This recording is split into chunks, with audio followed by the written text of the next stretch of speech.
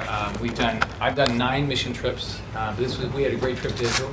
Israel has a lot of similar issues that we have, whether it's energy, whether it's water, or things like that. And so there's a big opportunity to bring technology both ways. And so we had a great trip over there. But last week I just got back from Paris. A lot of people don't realize this, we are the second biggest state as far as number of jobs for aerospace and aviation. And we had 2 announcements. A company, Vision, from France, Vision Systems is going to the Space Coast, first time they're coming outside of France. And then a company, ATR, is going from Virginia down to Miami. But we've got, if you look at aerospace and aviation, pretty much from Miami all the way up to Jacksonville, across I-4, and then we got some clusters in the Panhandle. Big opportunity with aerospace and aviation. Down close to here, we've got Pratt & Whitney, where we announced some additional jobs last year, 230 more jobs. We've got a bunch of opportunities. But today, and then Representative Hager is here. We've gotten to work together trying to have a positive impact on citizens, and which is not easy to constantly try to fix citizens insurance. But there's a lot of other things we've got to work on, but that's something that we're making progress. So we're here to sign important legislation that will benefit our veterans. So I recognized Senator Sachs and Representative Hagar. Elmer Davis was the head of the U.S. Office of War Information and covered the events of World War II in 1941.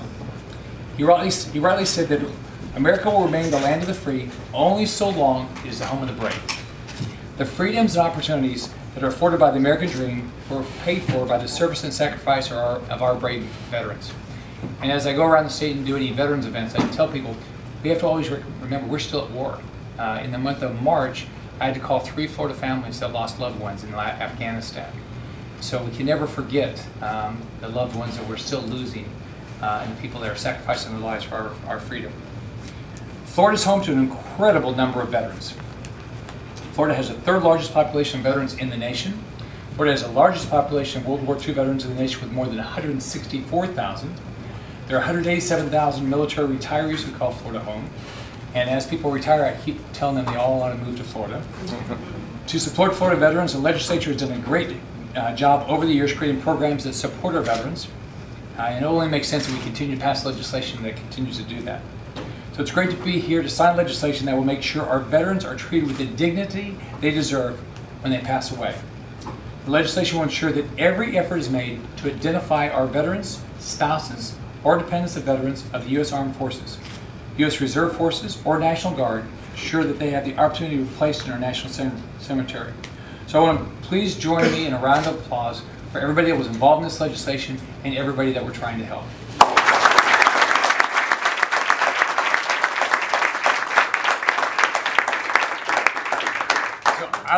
I'm one of the most fortunate people alive. My father was it's my adopted father, he's in the 82nd Airborne. I can tell you that I was in the Navy, but I had a much easier time being in service than my father, who did all the combat jumps in the Second World War. Probably one of the most moving days of my life was when my then 20-year-old daughter called me from St. Mary-Glace. If you've been there, there's a museum that has a lot of information up there about the 82nd Airborne. And she found a picture of her grandfather. And it was, and it's very moving because a lot of, as we know, especially from the World War II and from Vietnam, people came back and they didn't really get recognized for all the things that they did. So it was a moving day. So now I'll turn it over to our great senator. Thank you very much. I'd like to welcome you, Governor, for coming to the great District 34 and to the city of Delray Beach. And on behalf of the city of Delray Beach, I'd like to commend and recognize our mayor, Carrie Glickstein. Is the city manager here? Our city manager, who's done so much to make this happen, Rich Reed. I know Rich is here. Rich has been very instrumental in helping to make this happen. And I noticed that my office is proceeding well, and I appreciate that. Thank you so much. Because you know, Governor, my Senate office is moving into right here. Right. Oh, really? In this building? In this building, oh. In this very building. And the city has been so accommodating to us in the state. I'd also like to recognize members of my staff. And as I say your name, if you could stand up.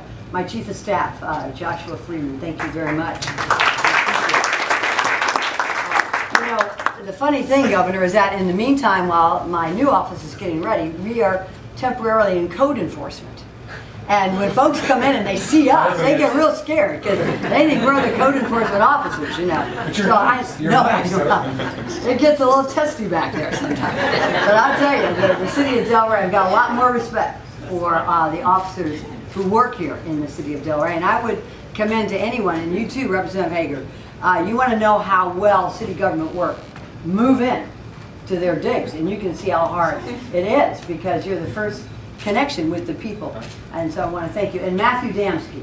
Matthew, wow, you made this happen. This has been a work in progress to come here. I'd also like to recognize Christina Hodge. Christina, there you are. Thank you.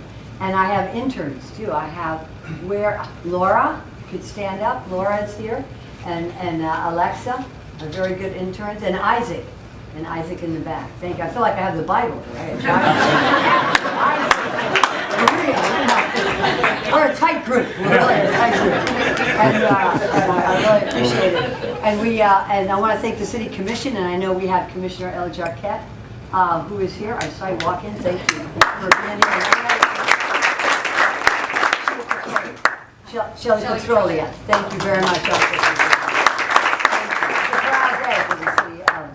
Of Delray. We're very, very happy that you're here, and we're very proud because, and I'd like to recognize Representative Rooney, who was the House sponsor in this bill. And you know,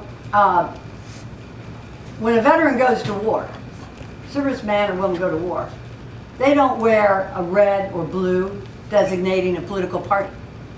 They wear the red, white, and blue.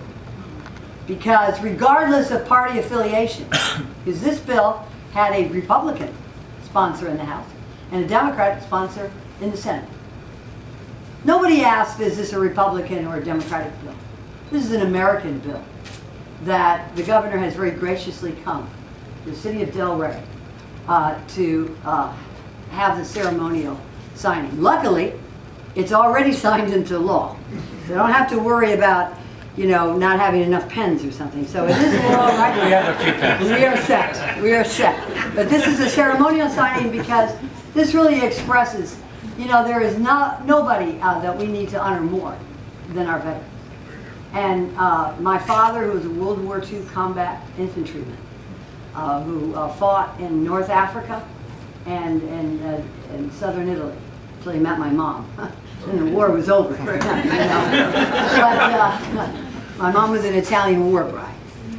But my dad always taught us children that you never leave a man on the field. No matter what, you bring home your servicemen and women, no matter what. And that's really what this bill is all about. Because this bill will allow the bodies of our veterans who are unclaimed and sitting in nursing homes, not nursing homes, but in funeral homes throughout the state to be able to receive an honorable burial in a national cemetery. And that's what this whole project was all about. This was really a project that started, and it was called Missing in America, because there were hundreds of remains of veterans who were homeless or couldn't find the next of kin. And now they will be able to have an honorable burial in a national cemetery. And that is what this is all about. And I'm very proud, and I'm standing really in the midst of heroes. You know, you have a governor, you have a senator, but there's no position more. So I want to thank all of the Army, Air Force, Navy, Coast Guard. Who did I leave out? The Marines, the National Guard. Oh, the Marines used to beat the living daylights out of us. Every port you went in, I was in the Navy. Every port you went in, the Marines were there. It was not a good night. Do we have any Marines here today? They're consistent. Yeah, they are. They are. But and hopefully this will be a law that other states will follow Florida as a leader in this. And I want to thank all those in the industry who helped bring me this to the position. It's not easy to start a bill and to bring it to this position right here. It's take hours and hours of work. And I congratulate, I want to commend the Senate President, Don Gates, and Speaker of the House, Will Weatherford, and all the minority Democrats in the House and in the Senate for helping to bring this bill to where we are today. So, without further ado, I think that we are ready to have the ceremonial signing. Because, you know, it takes two chambers to get a bill through, but without the governor's signature, and especially on a bill this important, I think it's very noteworthy that the governor would come from Tallahassee so that we could all become a part of this, because this is something that's very honorable. And I'd also like to recognize someone in the audience, if I could, and that is also a veteran of the war, veteran of the United States Army, and a veteran to me, it's my husband. He's a veteran of many years in the Air Force.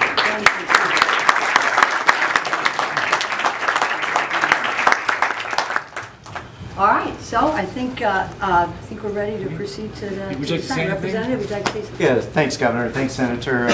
Florida legislature takes seriously its commitment to our veterans, to our military, to all people that stand for us throughout the United States, globally, as participants in our efforts, our military efforts to project the face of America. And one of the ways we articulate our support is through legislation that the governor is about to sign here.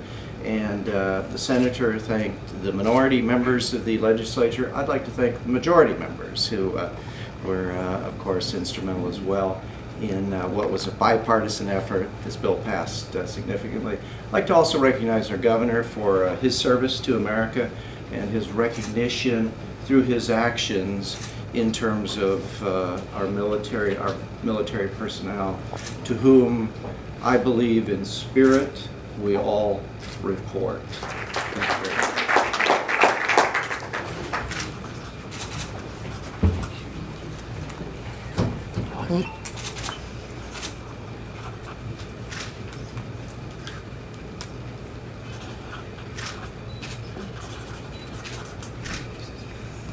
It is the law.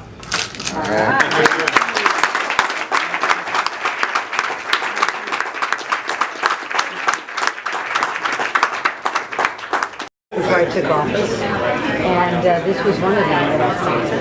It's an important cause. Sorry about veterans homes so that they can have a dignified, honorable burial. And you just spoke before. Just tell us again about your dad. Well, my dad was a World War II combat, 100% combat wounded, and one of the greatest generation. We need to honor all of them still today. Just a great dad, just a wonderful man, and he spent the last 7 years here with me at the VA hospital. So I got to know all about how difficult it is for veterans and their families to get benefits. And so I am committed to whatever I can do for veterans, for families, dependents, not just for those who have passed away, but we need to take care of those who are coming home from Iraq and Afghanistan. So this is important. Every year I'll do it, and I'm not going to stop. Two more things. I got to ask you about the private investment.